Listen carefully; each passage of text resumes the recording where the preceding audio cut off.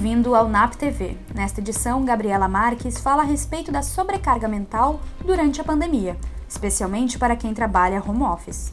A nutricionista Adriana Corsetti traz o questionamento: carboidratos são vilões? O psicólogo Neymar Gil traz algumas provocações acerca das teorias de colapso na saúde mental no Brasil. Douglas André reflete sobre alguns impactos da pandemia e nos convida a não ter medo de sentir. Olá! Hoje eu gostaria de conversar com você, que com certeza não imaginou em março de 2020 que nós estaríamos vivendo isso que nós estamos vivendo hoje em março de 2021. Acredite, eu também não imaginei que estaríamos vivendo isso tudo ainda, né? Então, gostaria de conversar com você que está trabalhando direto durante essa pandemia. Com você que não conseguiu tirar férias direito, que não conseguiu tirar folgas ou que evitou ao máximo, né, viajar, sair com sua família em função dos cuidados necessários para a prevenção do Covid-19. Gostaria de falar com você que respeitou na medida do possível todas as restrições sociais, não fez aglomerações e se cuidou ao máximo. O peso da saudade dos amigos deve estar batendo, não é mesmo? A saudade do abraço de quem você ama, dos churrascos em família no domingo, que muitas vezes eram prolongados em um domingo à tarde, um sábado à tarde, com quitutes, com coisas boas em família. Eu sei, a saudade está batendo. Para nem todas as pessoas, o quesito trabalho diminuiu. Muitas passaram a trabalhar ainda mais durante a pandemia. E isso, por vezes, pode trazer inclusive culpa, já que muitas pessoas perderam os seus empregos, perderam, empresas, tiveram que demitir funcionários. Então, muitas vezes, quem tem um trabalho, quem está trabalhando cada vez mais se sente culpada diante dessa situação. Mas não se culpe. Quero falar sobre a sobrecarga que muitas vezes está se espalhando nas casas em função do home office, que traz um trabalho para dentro de casa e que torna mais desafiador ainda conciliar trabalho, família e momentos de lazer. Especialmente para as mulheres, que muitas vezes precisam dar conta da casa também, dos filhos, do trabalho. A sobrecarga ela vai batendo, ela vai gerando um estresse cada vez maior. Quero te dizer que eu entendo que possivelmente você está se sentindo cansada, esgotada, sobrecarregada. E isso é consequência de uma pandemia que não nos permite ter momentos de lazer e de fato de descanso, que não nos permite encontrar alguém ou sair ao ar livre sem o medo de nos contaminar. Você não está sozinha. Esse medo não é só seu, ele é também de muitas outras pessoas que eu atendo frequentemente no consultório e que a gente pode conversar, inclusive, que a gente pode ter acesso, inclusive, nas nossas relações. Os momentos, de descanso, de descontração, eles acabam muitas vezes se resumindo a momentos, com a própria família, com o núcleo, momentos onde se pede um iFood ou se pede uma pizza, e aí muitas vezes vem os excessos, que sem querer a gente acaba sim, algumas pessoas acabam sim, descontando na comida, todo o estresse, todo o cansaço que vem se acumulando desde março de 2020. Mas diante de tudo isso, muitas vezes a nossa saúde é deixada de lado. Mas é importante termos atenção com isso, porque precisamos da nossa saúde ok. Porque quando tudo isso passar, nós precisamos estar saudáveis. E não só quando tudo isso passar, mas inclusive agora, para manter a nossa imunidade lá em cima, manter a nossa imunidade ok, nós precisamos cuidar da nossa alimentação, praticar alguma atividade física, tentar de alguma maneira nos manter saudáveis, tanto nossa saúde física quanto a nossa saúde mental. Então, eu gostaria de sugerir que você tirasse um tempo para você, para cuidar de você. Reserva um tempo do teu dia para fazer algo que só você, que você adora fazer. Algo que vai ficar só você com você mesma. Seja uma leitura de um livro, escutar uma música, assistir uma série. Esses momentos, eles te ajudam a renovar as energias, a reforçar, fortalecer a sua saúde, principalmente a sua saúde mental, tá bem? Mas não deixa a sensação de tristeza, de solidão, de cansaço extremo tomar conta da sua rotina, tomar conta dos seus pensamentos. E se esses pensamentos ruins permanecerem, busque ajuda. Entre em contato com um profissional da psicologia, com um psiquiatra, mas busque um acompanhamento, busque sua rede de apoio, né? Lembre-se que depressão não é frescura, depressão ela acontece, muitas vezes o estresse ele está assim camuflando aí a depressão e existem muitas maneiras de tratar tudo isso, só que você precisa ter a coragem de pedir ajuda, tá bem? Me coloco à disposição, assim como os profissionais aqui do NAP. Pessoal, hoje vamos falar sobre os carboidratos. São mesmo vilões ou não são? Bom, na verdade, os carboidratos estão longe de ser vilões, né, da nossa alimentação. Eles são muito importantes para a nossa vida. A gente estima que tem que consumir em torno de 50% a 60% das calorias do dia através dos carboidratos. Por que isso? Porque eles são a fonte principal de energia para o nosso corpo, né? São eles que fornecem de forma primária, né, a glicose para a nossa corrente sanguínea, para o funcionamento de todo o nosso corpo, né? Então, por que se fala tanto que eles são os vilões? Porque o excesso deles, sim, é um problema, porque dependendo do tipo de carboidrato pode ser um problema. Então, como é que a gente faz? Primeiro, os carboidratos bons são os carboidratos que a gente chama de complexos. São aqueles carboidratos ricos em fibras, que não são refinados. Então, são os carboidratos que vêm dos cereais, né, que são os integrais, né, que a gente fala. E os refinados são aqueles que a gente evita, né, que é a farinha branca, que é o açúcar, o arroz branco também, né, mas em muitos casos a gente não precisa excluir eles da nossa dieta. A gente tem que consumir com moderação, né. Então, o que é o ideal? Que a gente, em praticamente todas as refeições do dia, consuma o carboidrato, pelo menos nas refeições principais, né? No almoço eu faço muita questão que ele sempre entre, principalmente porque ele ajuda muito no controle do resto do dia, né? Eu recebo muitos pacientes que não comem carboidrato no almoço porque querem emagrecer, porque acham que esse é o grande segredo, né, para conseguir controlar o peso. Na verdade, muitas vezes a grande restrição de carboidratos é que leva ao problema, né? Normalmente as compulsões alimentares que a gente vê, muitas vezes são causadas pela falta do carboidrato. Então, dentro de um equilíbrio, eles são nossos amigos, eles não são nossos inimigos. Então, sempre procurando, né, uma orientação, né, se tiver alguma dúvida, procura um profissional habilitado para te ajudar, entenda a importância desses alimentos, né, para a nossa vida. Nem sempre aquilo que a gente acredita que faz mal, faz realmente mal, nem sempre aquilo que a gente acha que é o ideal é realmente o que vai fazer bem pra gente. Então, vamos apostar nos bons carboidratos, vamos fazer o consumo deles de forma equilibrada, sim, vamos controlar o açúcar, vamos controlar a farinha branca. Claro que tem alguns casos específicos, né, que nem diabetes, que nem alteração de triglicerídeos, alguns problemas hepáticos, né, alguns problemas de saúde nos fazem restringir um pouco mais esses carboidratos. Então, se você tem esse tipo de problema, aí sim ainda se torna mais importante que tenha um acompanhamento de um profissional, né? Mas se você não tem nenhum problema de saúde, consuma, mas consuma com moderação.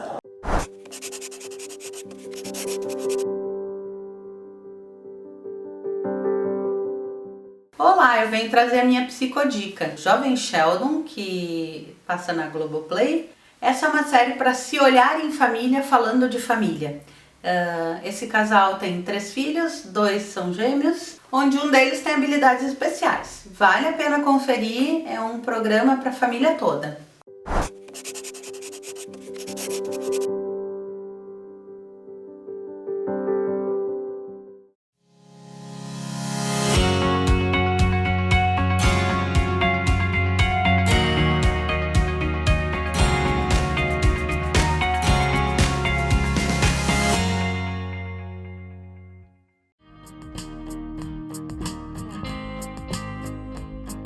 O cuidado com a saúde, tanto física quanto emocional, neste momento é essencial. Por isso, em tempos de prevenção, permita também a renovação.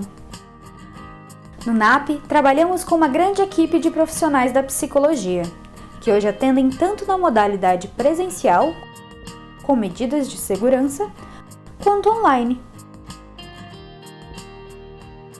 Entre em contato conosco para saber mais sobre os nossos serviços e atendimentos. Estamos esperando por você!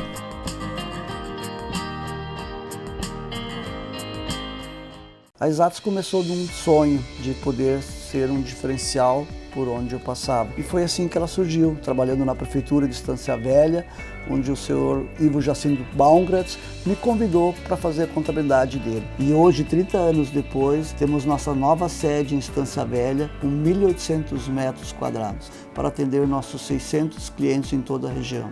Convido você a conhecer a Exatos.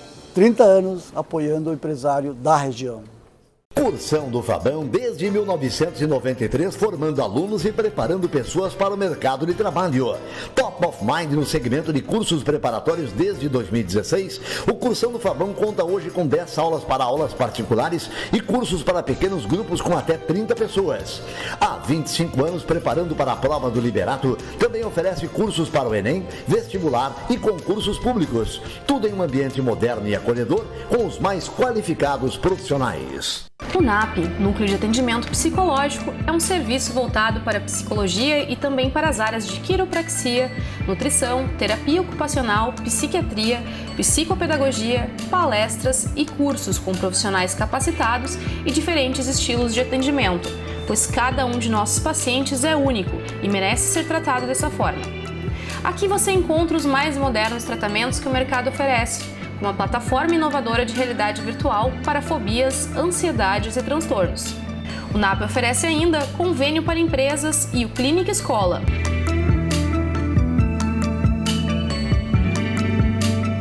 Agende uma visita, conheça os nossos serviços e encontre o apoio que você precisa.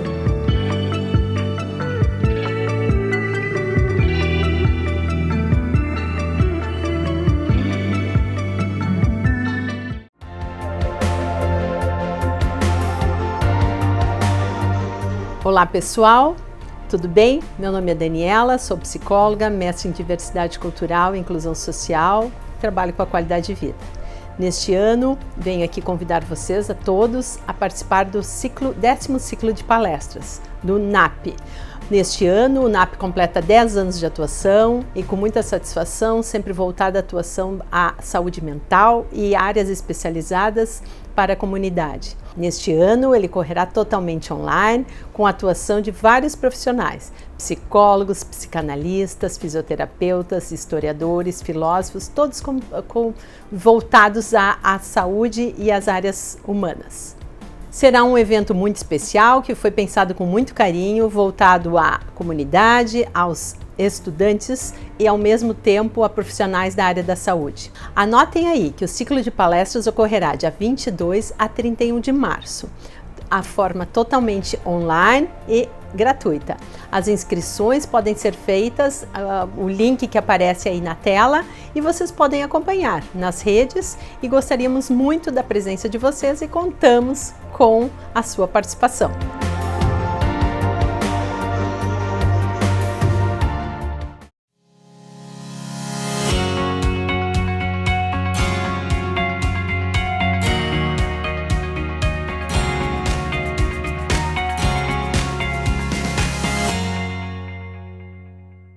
E aí, pessoal do NAP TV, tudo certo?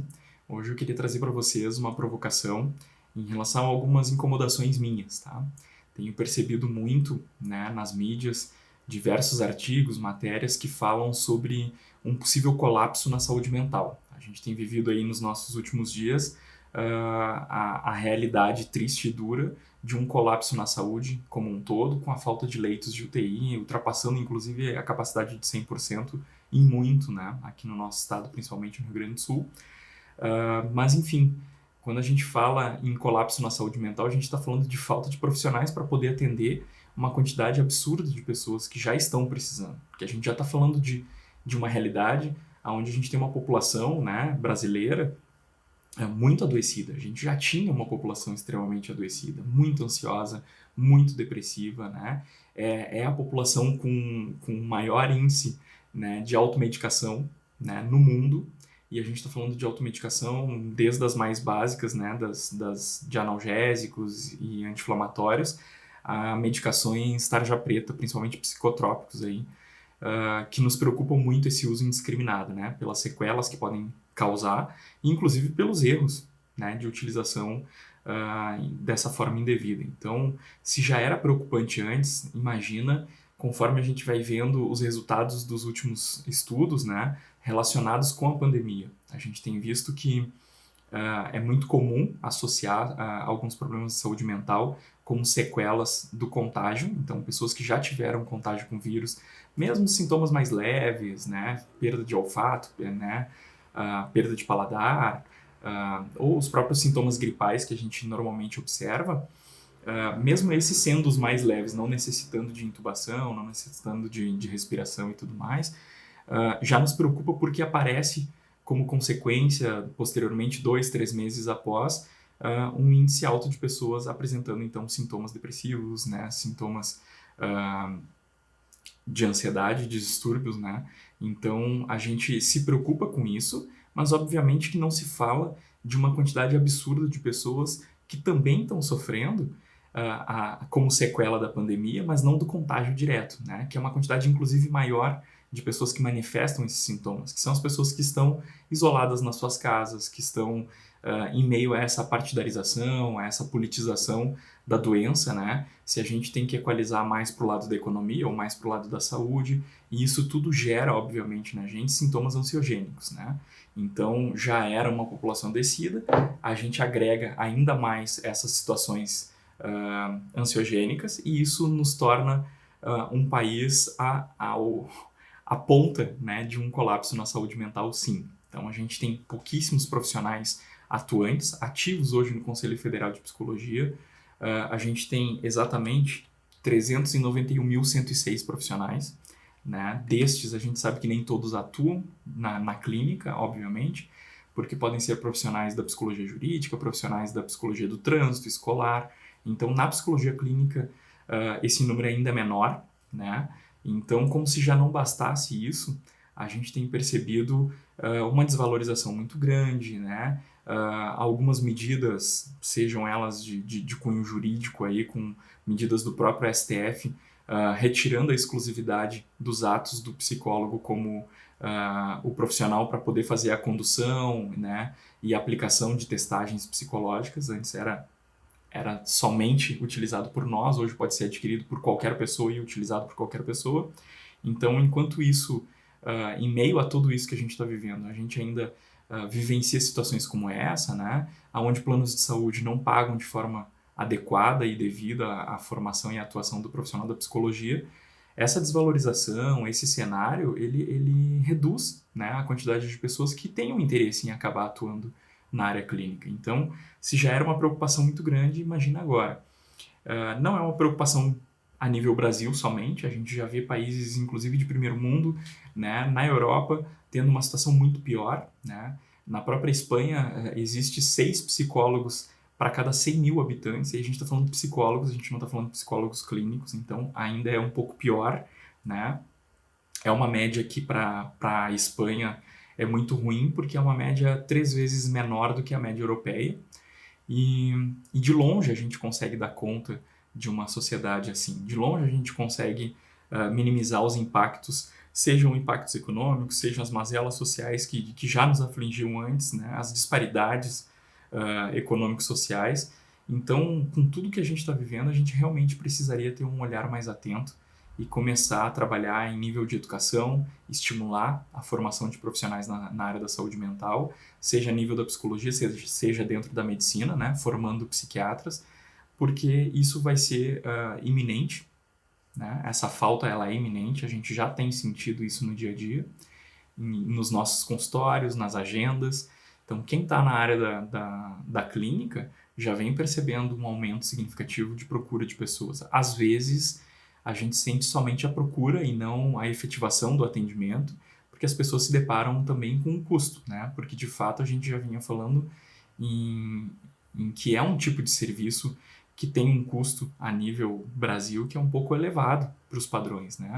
E a gente tem também, aliado a isso, uma prática de consumo onde as pessoas não valorizam seus cuidados com saúde mental, elas valorizam muito a aparência. A pessoa paga, por exemplo, absurdos para poder fazer a manutenção do seu corpo numa academia, mas ela não paga isso para a manutenção da sua saúde mental.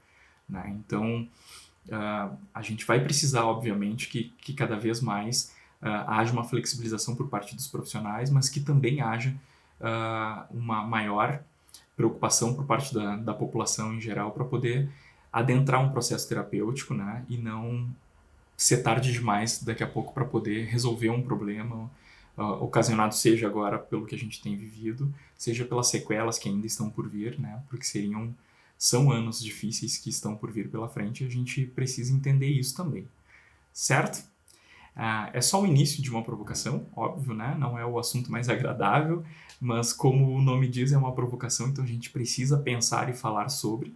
E, por favor, nos procurem, né? Façam seus comentários, né? Mandem informações, opiniões, críticas, e a gente vai continuar essa conversa num segundo momento. Um super abraço, precisando, fiquem à vontade de nos procurar. Olá a todas, todes e todos. Quando eu estava pensando nesse vídeo, me veio a frase, uma citação de Carl Gustav Jung: conheça todas as teorias, domine todas as técnicas, mas ao tratar uma alma humana, seja apenas outra alma humana. E é isso, né? Mesmo que nós nos dedicamos como psicólogos na nossa formação, nas nossas leituras, e sabemos que é uma área onde a gente nunca vai ter o domínio sobre ela integral, a gente vai ter que estar sempre se reatualizando, sempre lendo coisas, né, que vão aparecendo no presente, voltando a reler já textos do passado, fazendo reelaborações desses conhecimentos, enfim. A psicologia é essa ciência, né, que trabalha com os processos de subjetivação humana. E por mais que eu, nesse momento, gostaria de poder trazer um outro tema para trabalhar, para a gente poder desfocar um pouquinho do que a gente está vivenciando, eu não conseguiria ser genuíno, né? Eu ia estar em desacordo com o que está afetivamente me tocando. Então, por isso que eu trago essa frase do Jung, que a gente não pode, em nome de um ideal, negar a realidade. Não é assim que a gente consegue resolver os nossos problemas, ou tamponar os nossos sentimentos com sentimentos que não são efetivamente aqueles que estão, né, nos atravessando. A gente sabe que o tempo é de um luto coletivo, e a preocupação que eu teria como psicólogo é com aqueles que não estão sentindo nada, como se não estivesse acontecendo nada, né? Mesmo que tenhamos a sorte de não ter uma perda de uma vida humana diretamente do nosso núcleo familiar, indiretamente todos nós estamos perdendo. A gente acha que está tendo a oportunidade, a possibilidade de ver o quão frágil eram os nossos vínculos sociais, né? O quanto que eles estavam desgastados. Já se via isso, já se falava sobre isso, mas acho que a pandemia, como uma lupa, acentuou essas questões. E este é o ponto, acho importante, essa fragilização. Não se envergonhar dessa fragilização, não reconhecer ela como algo de fraco, né? Como não está sendo capaz de suportar. Porque isso é uma lógica realmente dessa condição mercadológica que nos levou até aqui. Vale a pena a gente seguir com essa lógica concorrencial de não se importar com o que acontece na casa ao lado? E aqui então, pensando nessa condição do Jung, né, da alma humana, e conversando com vocês a respeito disso, não só como psicólogo, mas como cidadão, que a gente efetivamente não negue a realidade em nome de ideal, ou não negue a realidade pela negação, por mecanismos de defesa, e que a gente se permita, como Luiz Cerquilha, e ele tem uma frase que ele diz que o ato mais revolucionário e mais subversivo é sentir. Então que a gente abra-se aos sentimentos que estão acontecendo em nós, através de nós. mesmo que sejam eles sentimentos tristes, sentimentos de receio, de medo, de não ter expectativas futuras, que a gente encare de alguma forma esses sentimentos, que a gente não esconda-os ou tampe-os com outras questões por cima. Esse resgate do comum, do bem comum, é algo que penso que a gente pode fazer através dessa fragilização e desse reencontro com os nossos sentimentos.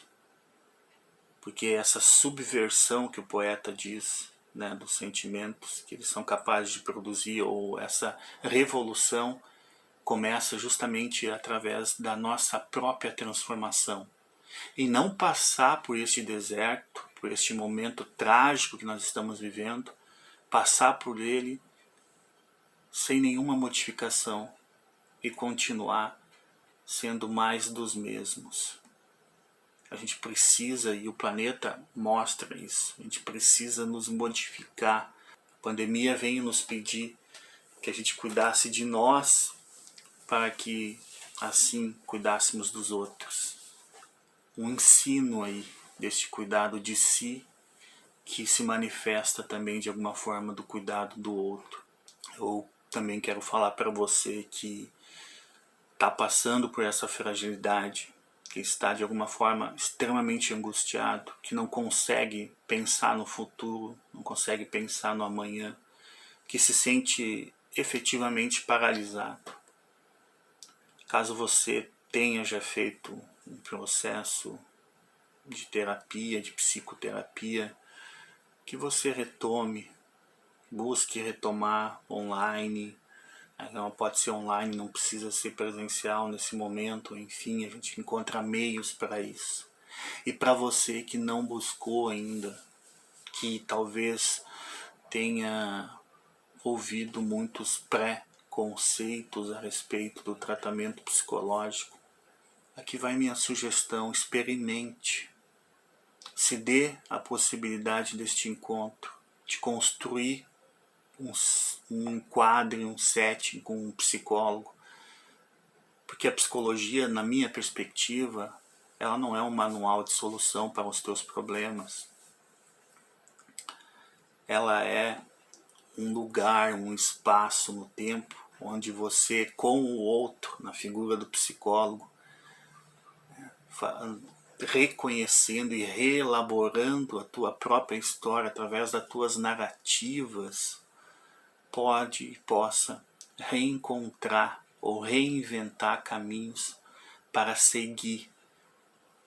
Porque a grande questão é que haja movimento, não importa como, a gente pode estar até rastejando, mas que o movimento aconteça, para que o brilho no olhar não se apague antes do tempo.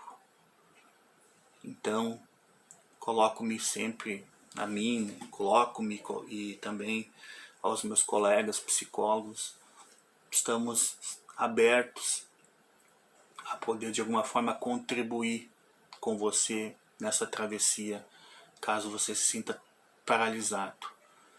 Primeiramente como duas almas humanas, uma acolhendo a outra, para que a gente possa, através de uma corresponsabilização e de um partilhar em comum, encontrar saídas, encontrar recursos em nós mesmos para atravessar esse deserto e esse momento e chegar do outro lado, num outro momento, com algumas transformações